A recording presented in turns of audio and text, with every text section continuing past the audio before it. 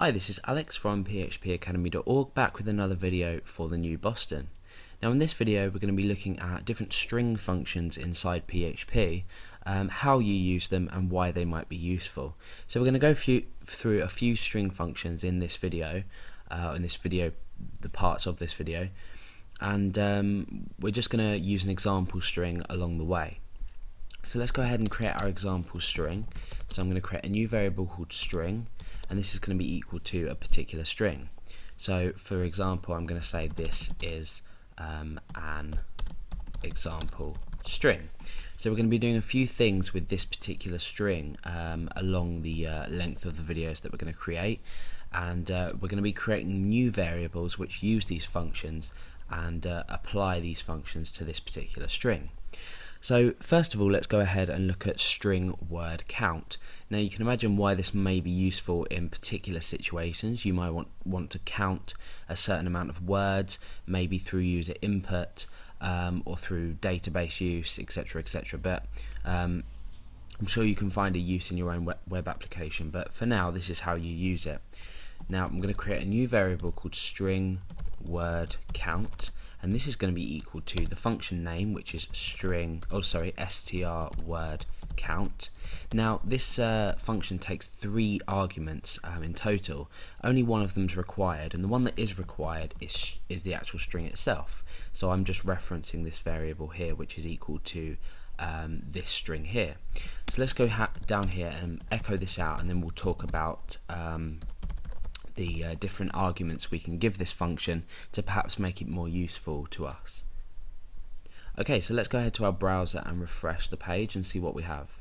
Okay, so we get a value of 5 returned when we echo out the result of this function. So you can see that we've got 1, 2, 3, 4, 5 words. The full stop doesn't count, that's not included in our list of words.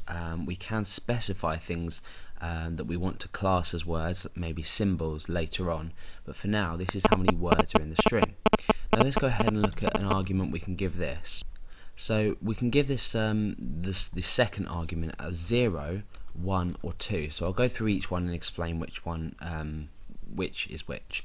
So 0 is what we've already seen. This just returns an integer value, as we've already seen, with the amount of words in there, with no other arguments specified.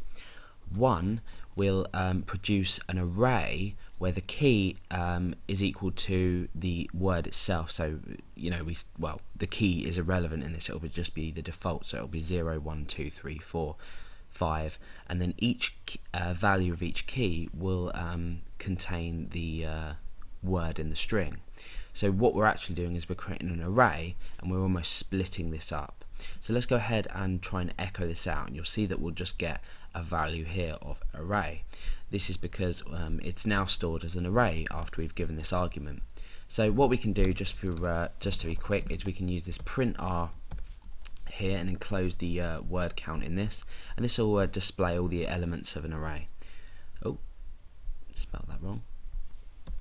Okay, so print r, let's go back, refresh, and now what you can see is we've got 0, 1, 2, 3, 4, and all these keys that we've been returned equal the words that we have. So we're not using an associative array here, we're using just a normal array, and we've got this is an example string without the full stop like I mentioned earlier. So that's how we're going to put our results into an array. Now if we use string with the argument 2, this is going to return an associative array. Now as you can see here, we've got each key is as normal, so we start at 0 and we're ending at 4. What this will now do is the key will equal the position, so the key will now become an associative value. It will have the position of where each word starts, and then the value of each key will be the word itself. So let's go ahead and refresh this. Now you can see 0, that's at position, or the word this is at position 0, is at position 5, and is at position 8, example is at position 11, and string is at position 19 inside of our string here.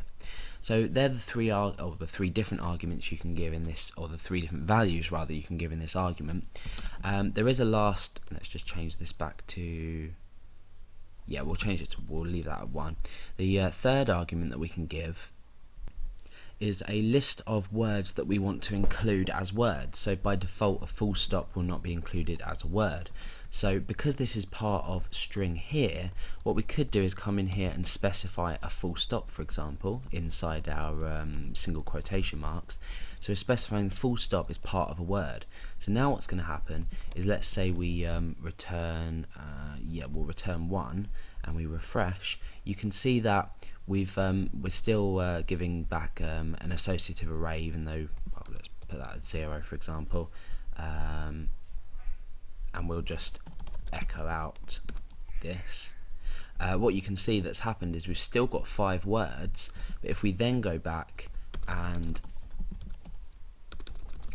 print r, if we then go back and change this value up here to 1 or 2, so we're producing either our array or our associative array, you can see that instead of just string, we've got string with the full stop on the end there. So now let's go ahead and separate this full stop from the word string and refresh, and you can see it's given us 6 different words.